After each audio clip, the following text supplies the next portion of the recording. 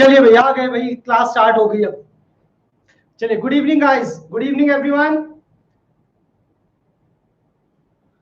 Hello everyone. चलिए आ जाइए भाई फटाफट। पुलकित शर्मा, नितिन जिंदल, श्रवण कुमार, शिवांश गुप्ता,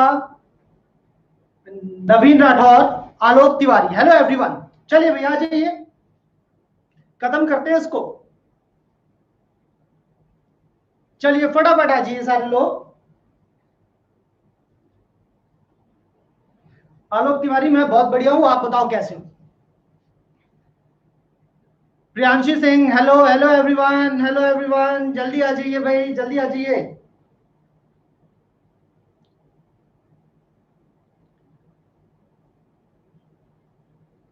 बस करेंगे हार्ड क्वेश्चंस डिस्कस आज के सेशन में ही, उठा के देते हैं हार्ड क्वेश्चन। देखते हैं आप लोगों को कितना आता है यार। ठीक है, देखते हैं कितना आता है आप लोगों को। हाँ, मेंटी भी होगी होगी होगी, बस ये लास्ट चैप्टर है, इसके बाद मेंटी ही होगी। कुछ टाइम तो मेंटी मेंटी करेंगे रिवीजन के लिए, और इसके बाद फिर फ्रेश स्टार्ट करेंगे अगले सेशन का। ठीक है गाइस, सो बने रहिए हमारे साथ। कौन सी मेंटी हो जाएगी? प्रोबेबिलिटी की मेंटी ले लेंगे, और क्या करेंगे? प्रोबेबिलिटी की मेंटी ले लेंगे। चलिए गाइस, सो लास्ट सेशन में जो नेट ने हमारे को धोखा दिया था, सो उस टाइम पे क्वेश्चन हमारे पास अटका हुआ था, root prove that root 5 is irrational. Prove that under root 5 is irrational. ठीक है गाइस, यहां पे अटके थे हम। अटके इन द सेंस कि नेट की वजह से हमारी क्लास जो है एंड हुई थी, और एंड हो गया था सब कुछ उस टाइम। तो इस पे थे, prove that root 5 is irrational. आता सबको है, एक बार मैं यहाँ पे लिखूंगा, जिसको कोई डाउट हो, जिसको कोई सजेशन देना हो, वो यहाँ पे दे सकता है सजेशन, बहुत आराम से, बहुत आराम से। हेलो एकेआर टेक्निकल्स, हेलो विनय राय। चलिए सो स्टार्ट करते हैं। यहाँ पे क्या था कि रूट 5 को हमें इरेशनल प्रूव करना है, वो तो हमें दिख ही रहा है, लेकिन ये जबरदस्ती बोलते हैं कि सर मैंने आज पूरा एपी के सारे जबरदस्त वाले क्वेश्चंस कर लिए। बहुत बढ़िया भाई, ऐसा मैं सोच रहा हूं। आरडी कर ली एपी की, चलिए बहुत अच्छी बात है। आरडी कर ली तो यार, आरडी कर ली तो सब कर लिया एक तरीके से, ये समझ लो आप। ठीक है, आरडी अगर कर ली तो सब कर लिया। सो इसको जरा प्रूव करते हैं आज हम। रूट 5 हमारा इरेशनल है, और उसके बाद मैं एक कॉन्सेप्ट बताऊंगा, मतलब एक क्वेश्चन कराऊंगा आपको, वो बड़ा जबरदस्त सा क्वेश्चन है, और देखना चाहूंगा मैं कितने लोगों को वो चीज समझ में आई, ये वो समझ गए या नहीं समझे। एक क्वेश्चन कराऊंगा मैं जो कि थोड़ा सा अच्छा है, अच्छा क्वेश्चन है। ठीक है, सो बने रहिएगा हमारे साथ। ठीक है भाई, सो रूट 5 इज इरेशनल। आपको पता है कि let under root 5 is rational. मैंने क्या सपोज कर लिया कि रैशनल इफ पॉसिबल। क्या? अगर पॉसिबल है तो मैंने इसको रैशनल सपोज कर लिया। ठीक, इसको क्या करेंगे भाई, पहले क्या होता है, इसका तरीका यही है। पहले बोलो कि भाई ये चीज जो है, आपको जो चीज प्रूव करना है, पहले ये बोल दो कि ये चीज नहीं है। बोल रहा है, आप मान लो कि रैशनल है, और फिर बाद में खुद ही बोलना कि जो मैंने बोला था वो गलत था। ठीक है, हेलो चिन्मयी। इसमें यही एक तरीका ही यही होता है कि इसको बोलते हैं कॉन्ट्राडिक्शन मेथड। क्या बोलते हैं? Contradiction method. होता क्या है कि आप सबसे पहले यही सपोज करो कि रूट 5 जो है हमारा वो रैशनल है। Therefore root 5 is equal to a upon में b, वेयर ये सब आप लोग जानते हैं, रटा हुआ होगा, where a and b are co-prime and b is not equal to 0। ये चीज आपको रटी हुई है ना? यस, कॉन्ट्राडिक्ट हो जाता है, कॉन्ट्राडिक्ट हो जाएगा। ठीक है, so a root 5 is equal to a upon में b, where a and b are coprime and b is not equal to 0।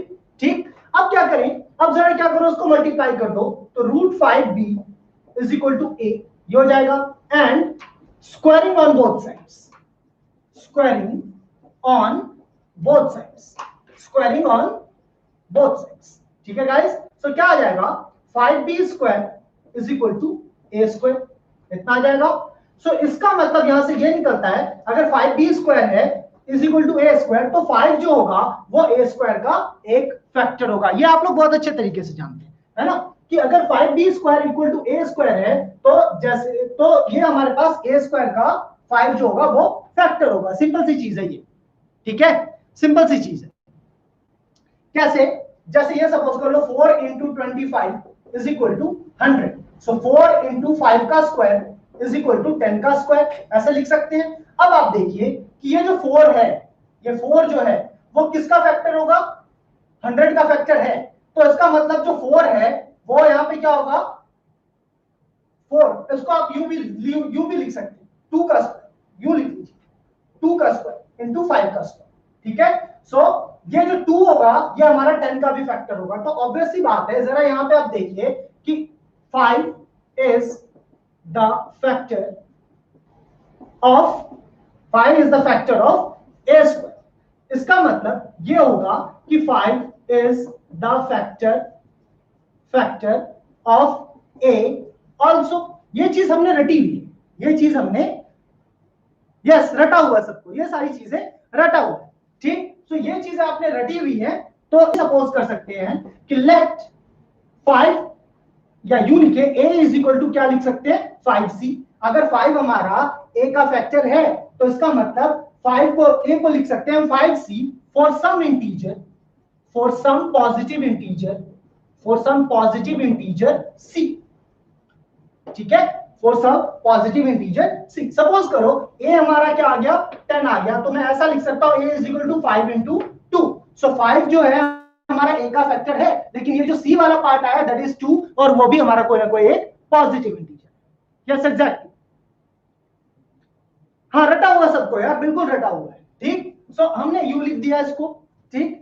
एक इक्वेशन हमारे पास यहाँ पे थी और एक इक्वेशन हमारे पास यहाँ पे आ गई, ठीक। अब आप क्या करो? Put equation 2 in equation 1। इस 2 को आप 1 में पुट कर देंगे, 1 में पुट कर देंगे तो क्या आएगा हमारे पास, जरा देखना आप। सो a की वैल्यू 5c है तो यहाँ पे पुट कीजिए 5b² is equal to 5c का होल स्क्वायर, मतलब क्या आ जाएगा? 25c²। इसका मतलब 5b² is equal to 25c²। 5 से ये cancel, that is 5c²। So b² is equal to 5c²। इसका मतलब फिर से वही चीज, 5 जो है वो किसका फैक्टर है? 5 is the factor of b²। Same वही चीज, 5 जो है हमारा 5b² is equal to a², सो इसका मतलब 5c² is equal to b²। वही चीज आ गई, सेम वैसे ही दिख रहा। इसका मतलब is the factor of b²। इसका मतलब ये भी होगा कि 5 is the factor of b also. इसका मतलब यहां पे ये चीज निकला।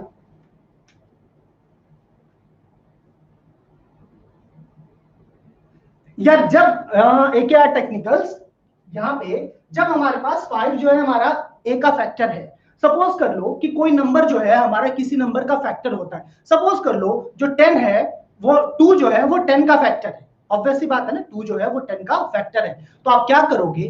2 इज इक्वल टू 2 जो है वो 10 का फैक्टर है, तो मैं क्या लिख सकता हूं इसको?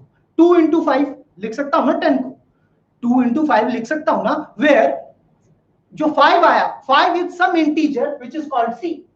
5 इज सम इंटीजर जिसको हम c सपोज करेंगे, है ना, c सपोज करेंगे,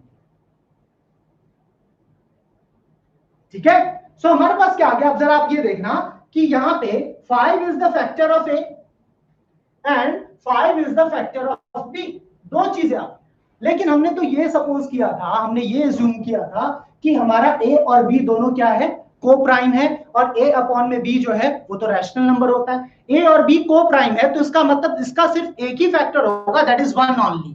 होगा नहीं? होगा ना, यही होगा कि अगर हमारा a और b को प्राइम है तो इसका सिर्फ, ट्रिग्नोमेट्री भी करेंगे स्टार्ट भाई, ट्रिग्नोमेट्री भी करेंगे। गुड इवनिंग गुरु किरण।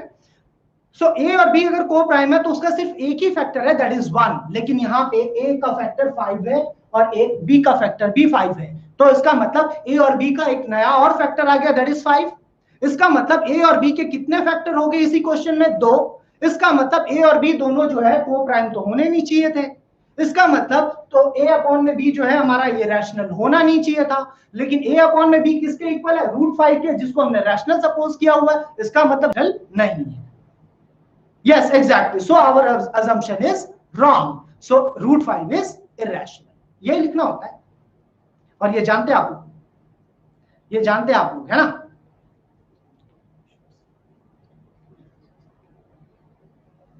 सी क्यू पॉजिटिव इंटीजर होना चाहिए, सी क्यू पॉजिटिव इंटीजर होना चाहिए।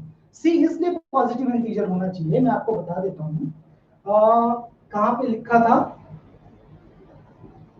a is equal to 5c, a is equal to 5c ना, a is equal to 5c। अगर c हमारा पॉजिटिव इंटीजर नहीं आएगा तो a हमारा हो जाएगा नेगेटिव, ठीक, a हो जाएगा हमारा नेगेटिव, ठीक है। और √5b is equal to a हो जाएगा हमारा। सो इसका मतलब ये जो हमने यहाँ पे सपोज किया √5b is equal to a, तो a अगर हमारा नेगेटिव हो जाएगा तो √5 वाला ये टर्म तो हमारा नेगेटिव होगा नहीं। इसका मतलब किसको नेगेटिव होना पड़ेगा, b को नेगेटिव होना पड़ेगा। सो ये a अपॉन में b, a और b दोनों अगर नेगेटिव हो जाएंगे तो फाइनली रिजल्ट जो है हमारा a अपॉन में b पॉजिटिव ही रहेगा, ठीक है। तो इसका मतलब जो है इससे बढ़िया यही है कि हम क्या करें, सी को हम क्या करें, पॉजिटिव इंटीजर ही एज्यूम करें, ठीक। यस बिल्कुल नहीं पड़ेगा, कोई फर्क नहीं पड़ेगा। अल्टीमेटली मैंने आपको बता दिया यहां तक पहुंचा के कि कोई फर्क नहीं पड़ेगा, अल्टीमेटली पॉजिटिव ही आएगा। पॉजिटिव आएगा तो इसका मतलब जो है वो कोई फर्क नहीं डालेगा। तो इससे अच्छा है कि आप सी को पॉजिटिव इंटीजर ही एज्यूम कीजिए, है ना, वो ज्यादा सही रहेगा। सो यहाँ पे क्या हो गई, चीज हमारी कॉन्ट्राडिक्ट हो गई। 5 जो है वो ए का भी फैक्टर है और 5 बी का भी फैक्टर है, लेकिन ए और बी दोनों को प्राइम थे तो उसका फैक्टर सिर्फ 1 ही होना चाहिए, लेकिन यहाँ पे एक और फैक्टर आ गया, दैट इज 5। इसका मतलब जो हमने अज्यूम किया था भाई वो गलत है। इसका मतलब √5 is not rational, √5 is irrational. Surekha Jagtap, फिर से रिपीट करूं, आप वापस रिवाइंड करके देख लेना भाई, अगर यही रिपीट करते रह गए तो यहीं पे रह जाएंगे, ठीक है। सो ये सबको रटा हुआ है, मेरा काम था एक बार आपको बता देना, ठीक। सो मैंने आपको बता दिया। सो वेरी इजी क्वेश्चन, सबको रटा हुआ, 3 नंबर सबको मिलते हैं इसमें, 3 नंबर। समीर आलम, ट्रिग्नोमेट्री के लिए टाइम, ट्रिग्नोमेट्री अब नेक्स्ट सेशन का चैप्टर है, एग्जाम्स हो जाने दीजिए बच्चों के, ट्रिग्नोमेट्री स्टार्ट करेंगे, ठीक है। एग्जाम्स हो जाए बच्चों के, क्योंकि सिलेबस हो गया इस सेशन का फिनिश, ठीक। सो ट्रिग्नोमेट्री स्टार्ट करेंगे।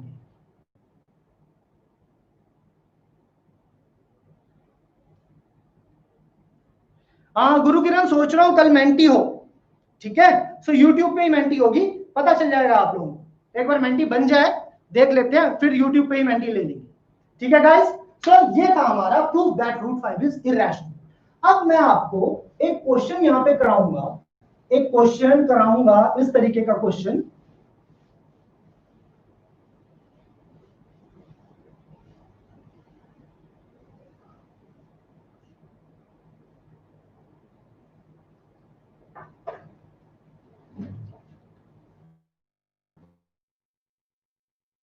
क्वेश्चन है यहां पे जो कि बहुत अच्छा सा क्वेश्चन है। क्वेश्चन इसलिए अच्छा है कि आपको थोड़ा सा सॉल्व करना पड़ेगा, ठीक। Find the HCF of 65 and 117. Question is, find the HCF of 65 and 117 and express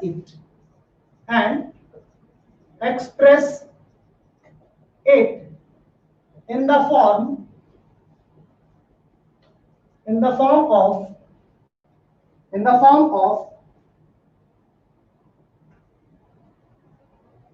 65m plus 117n and write the value of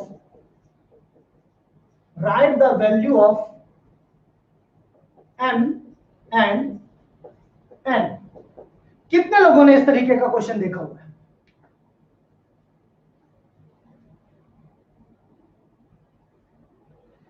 okay Sameer आलम, बिल्कुल ज्वाइन कर सकते हैं, बिल्कुल कर सकते हैं। मैंने देखा ही नहीं, इसने क्या बोला था।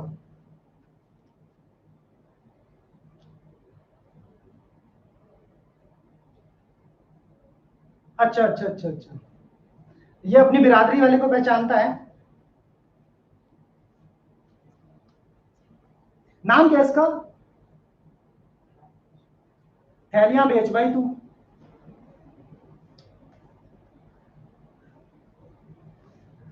राकेश कुमार गुप्ता, थैलियों वाला है ये। चलिए भाई, हाँ क्या है, क्या टेक्निकल टेक्निकल एचसीएफ इज 13, ठीक है भाई, लेकिन मैं यहाँ पे एम एंड एन की वैल्यू पूछ रहा हूँ। हाँ यूट्यूब से ही ज्वाइन कर सकते हैं भाई आप हमारे चैनल को, समीर आलम चैनल को लाइक और सब्सक्राइब कीजिए, सब कुछ मिलता रहेगा आपको, नोटिफिकेशन वगैरह।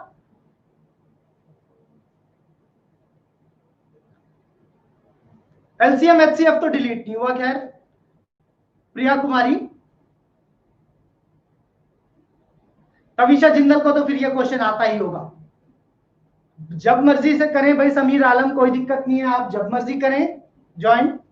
ओके, क्या टेक्निकल्स कहते हैं, m is equal to 2 and n is equal to, m is equal to 2 and n is equal to -1। yes obviously Sameer Alam, YouTube is free, in fact अभी तो ऐप भी फ्री है।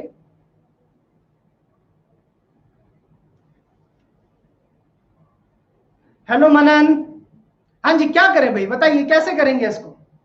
ये देखो यार, ये क्वेश्चन ना, पता नहीं आप लोग कह रहे हो कि ये क्वेश्चन इस तरीके का, ये वाला क्वेश्चन तो सिलेबस से हट गया है, लेकिन सिर्फ इसी साल के लिए हटा है, मुझसे रुका नहीं गया तो मैंने क्वेश्चन दे दिया ये मुझसे, क्योंकि इसमें कुछ रह ही नहीं जा रहा है यार इस चैप्टर में, ये ठीक ठाक टॉपिक था, इसको हटा दिया इन्होंने, तो तभी मैंने ना, मुझसे रुका नहीं गया तो मैंने ये क्वेश्चन दे दिया यहाँ पे। चलो देखते हैं कितने लोगों को आता है।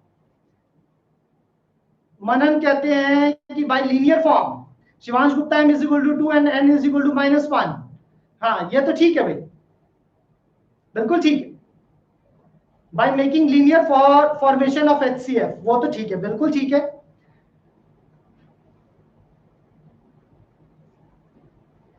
हेलो आजाद सिंह, क्या करें, कितने लोगों को आता है, यहाँ पे 3-4 लोगों ने आंसर बताया है, जिनको पता है कि भाई कैसे करना है, कैसे करना है, 3-4 लोगों ने बताया।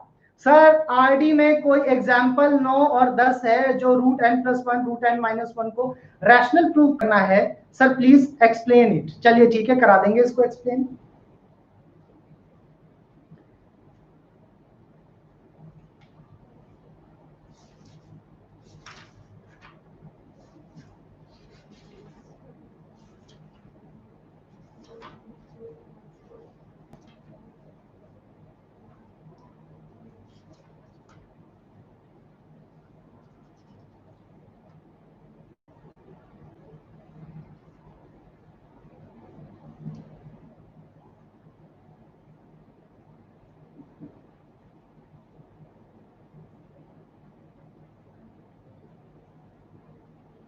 हाँ भाई बताओ क्या करें इसका, यूजिंग यूक्लिड्स डिवीजन लेमा, बिल्कुल ठीक, बिल्कुल।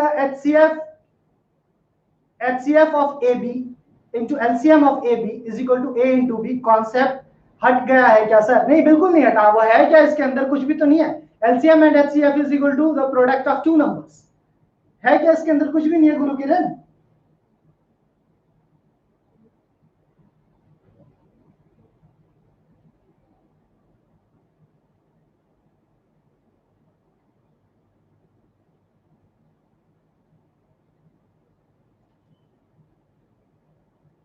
जन्नत 147, चलिए welcome to our YouTube channel.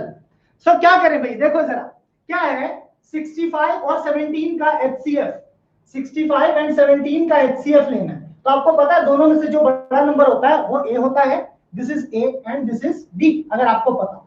So 117 can be written as 65 into 1 plus into 1 plus कितना भाई, 65 into 1 प्लस कितना भाई, मैं मेरे को नहीं आता यार ये, बताओ भाई आप लोग सब्ट्रैक्ट करके बताओ, ऐड करके बताओ भाई, 65 में कितना ऐड करें। यस बिल्कुल, एक यार टेक्निकल्स, बिल्कुल ठीक। 117 is equal to 65 into 1 plus 35 और 17 52 आई थिंक, है ना, कितना 52, ठीक। अभी भी हमारा ये रिमाइंडर जीरो नहीं आया, ये जीरो नहीं आया, so again 65 is equal to 52 into 1 plus 13, again ये रिमाइंडर हमारा जीरो नहीं आया, so 52 is equal to 13 into 4 plus 0, ये हमारा रिमाइंडर इक्वल टू 0 आ गया, ठीक। सो अब क्या करें, एक पहला स्टेप जो होता है, इसका मतलब आपको पता चल गया कि HCF of 65 and 117 is equal to 30। ठीक है, ये वाला HCF होगा लास्ट स्टेप का, ये 30। तो हम क्या करेंगे, प्रीवियस स्टेप पे चलते हैं। प्रीवियस स्टेप ये वाला, इस स्टेप से हम इसको थोड़ा सा एलिमिनेट करना शुरू करते हैं। तो आप यहां से लिखेंगे इसका HCF जो होगा that is 13। 13 is equal to कितना होगा भाई, HCF को एक्सप्रेस करना इस फॉर्म में, इस फॉर्म में HCF को। So 13 will be equal to 65 minus 53 52 into 1। होगा या नहीं होगा, ये होगा या नहीं होगा? यस बिल्कुल 52। किचन क्वीन 11th का नया चैप्टर हो जाएगा शुरू ट्यूसडे को। यस बिल्कुल ठीक, बिल्कुल ठीक, इतना होगा।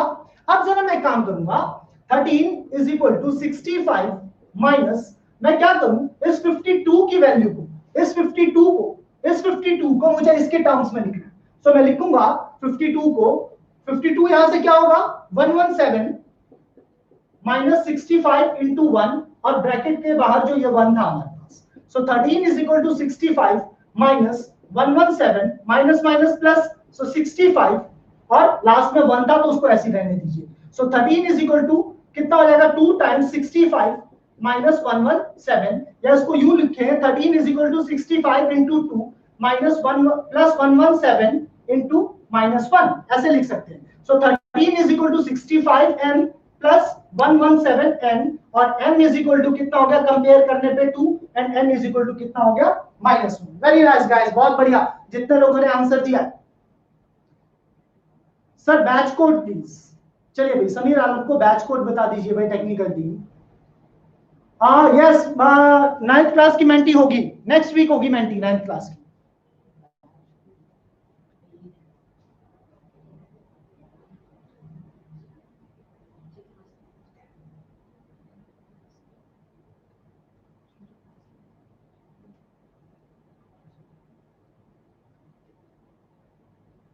ठीक है भाई, कप्तान 1607 भाई, इस टाइप के क्वेश्चन पता नहीं आएंगे कि नहीं आएंगे, लेकिन क्वेश्चन अच्छा था इसलिए मैंने करा दिया, क्वेश्चन अच्छा था इसलिए मैंने करा दिया आपके। अच्छा सबसे पहली चीज आप मुझे ये बताओ कि आपके स्कूल में टीचर्स ने इस तरीके के क्वेश्चन कराए हैं या नहीं कराए, हाँ या ना?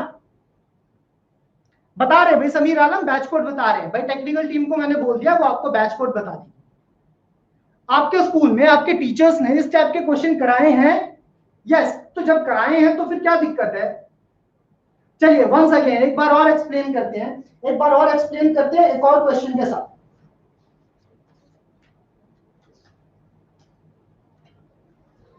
एक और क्वेश्चन के साथ।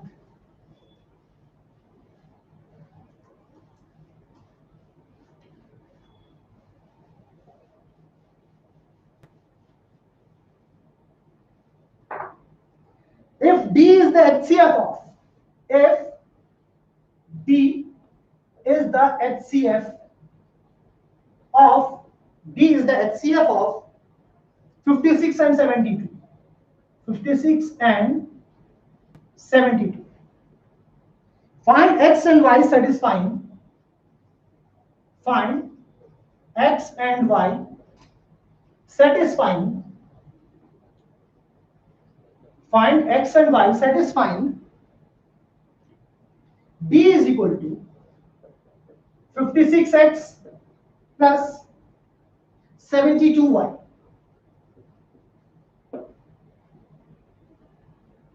ठीक, इसको सॉल्व करना भाई। D is equal to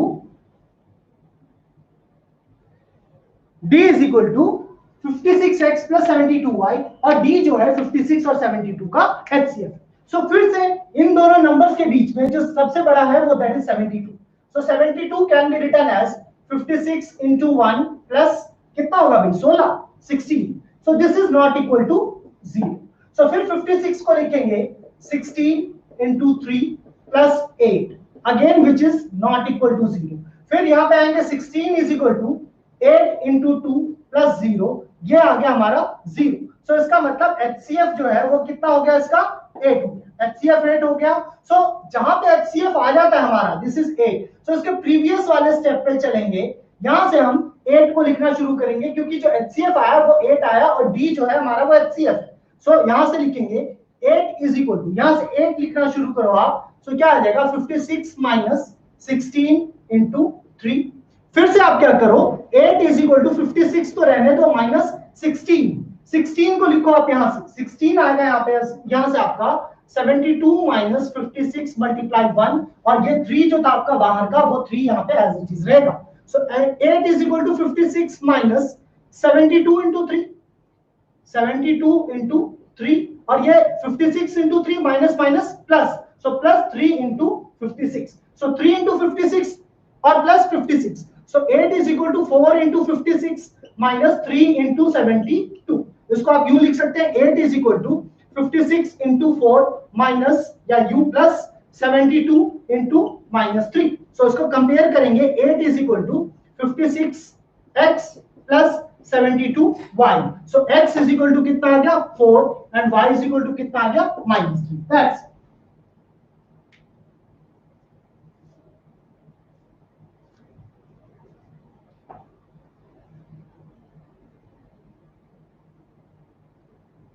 doubt के लिए हमारा टेलीग्राम ग्रुप है, ठीक है, व्हाट्सएप ग्रुप नहीं, टेलीग्राम ग्रुप, और ऐप पे भी है, ऐप पे भी आप डाउट्स क्लियर कर सकते हैं। Explain the 4th step from left side, ये लेफ्ट साइड 1 2 3 4, ये कैसे हो? अब देखिए 56 तो ये रहेगा ही रहेगा, ये 3 टाइम्स 56, सो ये माइनस माइनस क्या हो गया प्लस, सो 3 टाइम्स 56, सो भाई 3 इंटू 56 मतलब 56 का 3 गुना और 1 गुना यहाँ पे है, तो कितने हो गए, दोनों को ऐड किया तो 4 टाइम्स हो गया ना। सो 4 इंटू 56 माइनस 3 इंटू 72, इसको इस तरीके से लिख लिया 56 into 4 plus 72 into minus 3, compare कर रहे हैं इसको इसके साथ, हमारे पास x और y आ गया।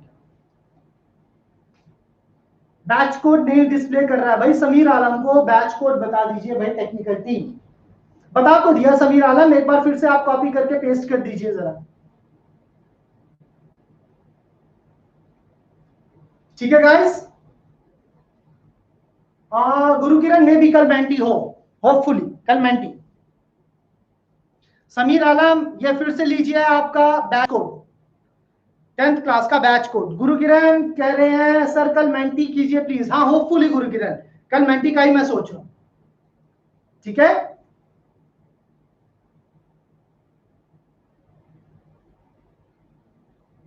अच्छा, अरिथमेटिक प्रोग्रेशन में m और n वाली वैल्यूज में बड़ी दिक्कत होती है, कोई बात नहीं, डाउट क्लास ले लेंगे, समझ में हो जाएगा, डोंट वरी। सर आरडी में कोई एग्जांपल 9 और 10 है, रूट n प्लस 1 और रूट n माइनस 1 को रैशनल प्रूव करना है सर, प्लीज एक्सप्लेन इट। हाँ भाई कर देंगे एक्सप्लेन, भाई आरडी है नहीं हमारे पास अभी यहाँ, ठीक है। सो गाइस ये हो गया हमारे पास, ये हो गया हमारे पास। इसके बाद अब जो है एक क्वेश्चन आता है आपका टर्मिनेटिंग एंड नॉन टर्मिनेटिंग, क्या होता है टर्मिनेटिंग एंड नॉन टर्मिनेटिंग वाला, जैसे टर्मिनेटिंग एंड नॉन टर्मिनेटिंग वाला क्वेश्चन इस तरीके का होता है,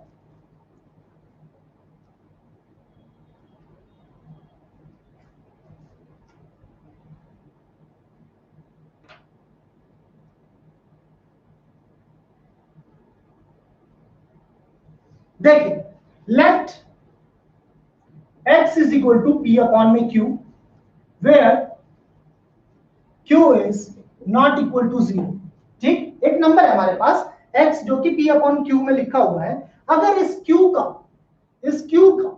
प्राइम फैक्टराइजेशन अगर 2 raised to power m into 5 raised to power n के फॉर्म में नहीं आए, इसका मतलब x जो होगा हमारा वो क्या हो जाएगा नॉन टर्मिनेटिंग, x क्या हो जाएगा हमारा नॉन टर्मिनेटिंग होगा।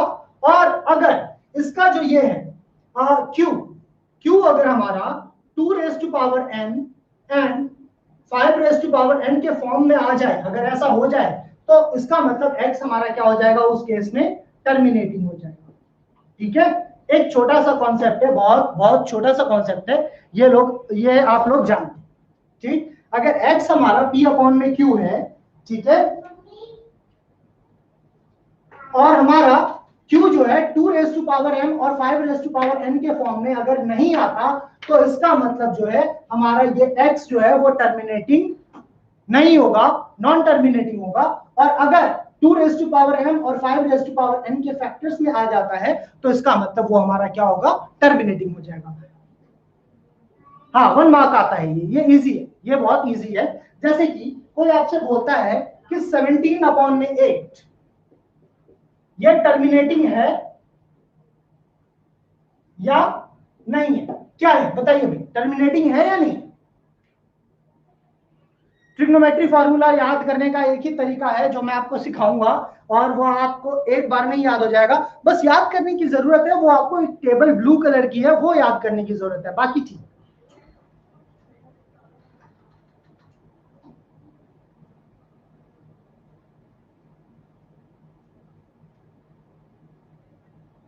कैसे, जरा आप देखना, बड़ा सिंपल सा पूछा मैंने अभी। 17 अपॉन में 8 है, 17 अपॉन में 8, तो सबसे पहली चीज जो डिनोमिनेटर है उसका प्राइम फैक्टराइजेशन कीजिए।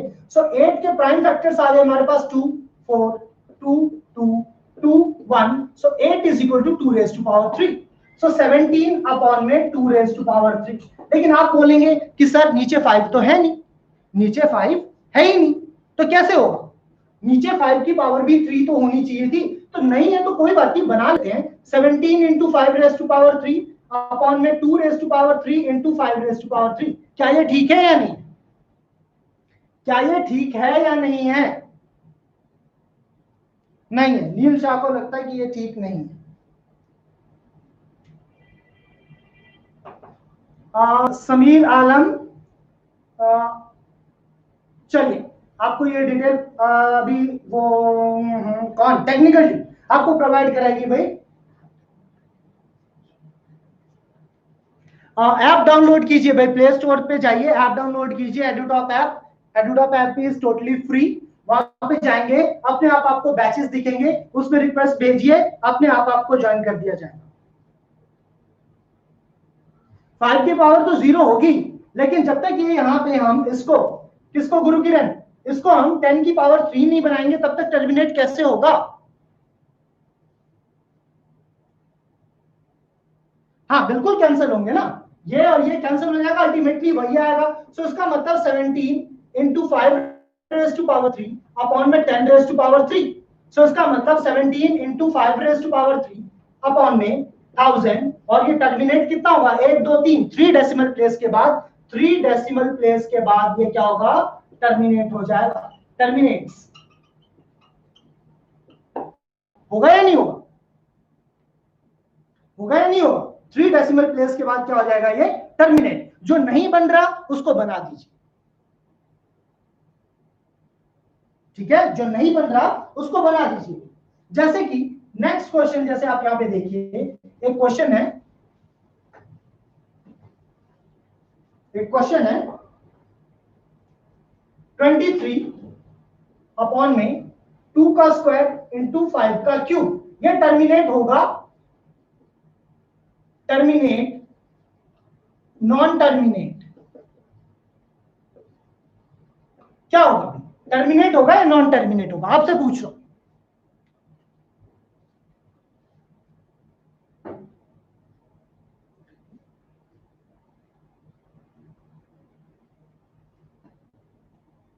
मनोज चौबे, एचसीएफ वाले यार, बच्चे कह रहे हैं कि वो सिलेबस से हटा दिया है। अच्छा क्वेश्चन था तो मैंने करा दिया, मुझसे रहा नहीं गया, ठीक है। तो आप कह रहे हैं कि और करा दें, करा देंगे भाई, करा देंगे, बिल्कुल करा देंगे। अच्छा, सारे लोग कहने लग गए भाई कि ये टर्मिनेट होगा, टर्मिनेट होगा, लेकिन आप यहाँ पे देख रहे हैं दोनों की पावर्स जो है वो इक्वल तो है नहीं, तो कोई बात नहीं, इक्वल नहीं है तो बना लेते हैं। कितना होगा, 23 इंटू वहां पे ऊपर जो है आप 2 रेज़ टू पावर 1 कर दो, यहाँ पे भी 2 रेज़ टू पावर 1 कर दो, 2 का स्क्वायर कर दो और 5 की पावर 3 कर दो। तो क्या होगा, ये 23 इंटू 2 अपॉन में 2 raise to power 3 into 5 raise to power 3, मतलब 23 इंटू 2 अपॉन में कितना हो गया, 2 इंटू 5 रेज़ टू पावर 3, मतलब 23 इंटू 2 अपॉन में 10 रेज़ टू पावर 3। अगेन कितने प्लेस के बाद टर्मिनेट हो जाएगा, 3 प्लेस के बाद, 3 प्लेस के बाद 3 डेसिमल के बाद 3 डेसिमल प्लेस के बाद ये क्या हो जाएगा हमारा टर्मिनेट हो जाएगा। ठीक है, यस बिल्कुल बिल्कुल बिल्कुल बिल्कुल करेक्ट गाइस, बिल्कुल सही। तविशा जिंदल एंड श्रवण, बिल्कुल बिल्कुल सही। हाँ जी बिल्कुल सही। सर ऊपर 23 है या 2 रेज़ टू पावर 3? 23 है भाई, 23। तविशा जिंदल 23 है, 2 रेज़ टू पावर 3 नहीं है। कहां लिखा मैंने 2 रेज़ टू पावर 3 भाई? कहीं नहीं लिखा, 23 है। ठीक है, चलिए क्वेश्चन है,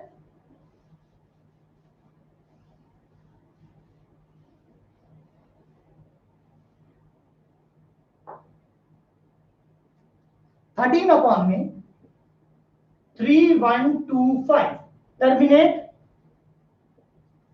या नॉन टर्मिनेट? क्या होगा भाई, टर्मिनेट होगा या नॉन टर्मिनेट होगा? 13 अपॉन में 3125 टर्मिनेट होगा या नॉन टर्मिनेट होगा?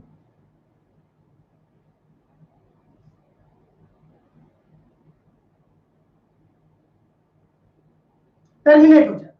माधव गुप्ता कहते हैं टर्मिनेट हो जाएगा, मनोज चौबे कहते हैं, गुरुकिरण कहते हैं टर्मिनेट हो जाएगा, नॉन टर्मिनेट, समीर आलम कहते हैं नॉन टर्मिनेट। एक काम करते हैं भाई, 3125 के प्राइम फैक्टर्स निकालते हैं, 5 से कर लेते हैं।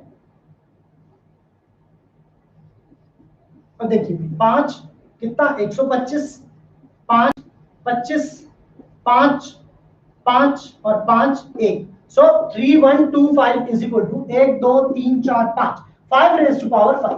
सो मैं लिखूंगा 13 अपॉन में 5 रेज़ टू पावर 5। एक काम करता हूं, 2 रेज़ टू पावर 5 भी करता हूं, यहां पे भी 2 रेज़ टू पावर 5 कर देता हूं। So 13 into 2 raise to power 5 upon में 5 इंटू 2 रेज़ टू पावर 5। तो कितने प्लेस बाद टर्मिनेट हो जाएगा? 5 प्लेसेस के बाद ये टर्मिनेट हो जाएगा। यहाँ पे आ गया ना 5। सो 5 प्लेसेस के बाद, 5 डेसिमल प्लेसेस के बाद क्या हो जाएगा, ये टर्मिनेट हो जाएगा गाइस। ठीक है, यस एग्जैक्टली गुरुकिरण, बिल्कुल ठीक। हाँ जी बिल्कुल,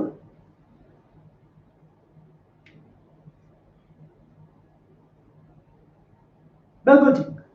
अब इस पे एक और क्वेश्चन है, क्वेश्चन किस तरीके का है वो भी आप जानते हैं। देखिए कुछ आपके पास गिवन होगा कि कोई नंबर होगा, जैसे x raise to power n जो है विल एंड विथ 0 और नॉट, ऐसा कुछ होगा। x की पावर n एंड होगा 0 से या नहीं होगा। ठीक, n जो होगा हमारा कोई पॉजिटिव इंटीजर होगा, जैसे कि कोई बोल देगा आपको कि भाई 3125 रेज़ टू पावर n जो है हमारा वो 0 से एंड होगा या नहीं होगा। ठीक, तो सबसे पहली चीज क्या करनी होती है, यहाँ पे ये जो x है, x के प्राइम फैक्टर्स जो हैं वो 2 एंड 5 मस्ट, 2 और 5 क्या होने चाहिए, मस्ट होने चाहिए। 2 और 5 अगर मस्ट होंगे तो क्या होगा भाई, 2 और 5 मस्ट होंगे तो क्या होगा, वो 10 आ जाएगा, 10 आ जाएगा ना। जैसे 2 और 5 हो गया, 10 हो गया। ठीक, 10 हो जाएगा। अगर यहीं पे आप सपोज करो कि 3125 है तो यहाँ पे क्या होता, 3125 इंटू 2 इतना होता है, इसकी पावर है। तो आप देख रहे हो इसका प्राइम फैक्टर जो है वो 5 रेज़ टू 5 आया और ये 2 आया, 2 रेज़ टू पावर n ये आता। तो अब जब क्या करेंगे, 5 raise to power 4 into 5 into 2 करेंगे तो ये कितना आ जाएगा, 10 आ जाएगा। So 5 raise to power 4 into 10 raise to power n हो गया। अब कुछ भी मल्टीप्लाई करोगे जीरो तो आना ही आना है, जीरो तो आना ही आना है। सो किसकी पावर n हो चाहे कितना भी हो, वो हमारा जीरो पे ही एंड करेगा। सो इस तरीके का भी क्वेश्चन आ जाता है एक नंबर का, बहुत इजी, बहुत easy, this is very easy. फिर एक और कॉन्सेप्ट आता है LCM into HCF is equal to क्या होता है, product of two numbers, product of two numbers. एक किस तरीके का होता है, उसमें क्या गिवन होगा आपके पास, एलसीएम गिवन होगा और दो नंबर्स गिवन होंगे। ठीक, दो नंबर्स गिवन होंगे, पूछेगा एचसीएफ बता दो, ये तो बड़ा इजी है, ये तो वेरी इजी। ठीक है, LCM into HCF is equal to product of two numbers. कई बार एलसीएम दे देगा, एचसीएफ नहीं देगा, ये दो, this is very easy. Yes no, this is very easy guys. Yes, so इस चैप्टर में यही था, यही फालतू की बकवासबाजी थी इसके अंदर, कुछ नहीं है। एक वो √2, √3, √5 वो जो इरेशनल प्रूफ करने वाला है, थोड़ा बहुत उसी के अंदर जान है और वही 3 नंबर का आता है, वो आ जाता है। ठीक है, हाँ रटना है बस, कुछ भी नहीं। This chapter is very easy. So hopefully मैं ये उम्मीद करता हूं कि आपका इस सेशन का जो सिलेबस है वो खत्म हो चुका है। ठीक है, इस सेशन स्टार्ट करेंगे तो उसमें पहला जो चैप्टर होगा, जो वेरी फर्स्ट चैप्टर होगा, that will be trigonometry. That will be trigonometry.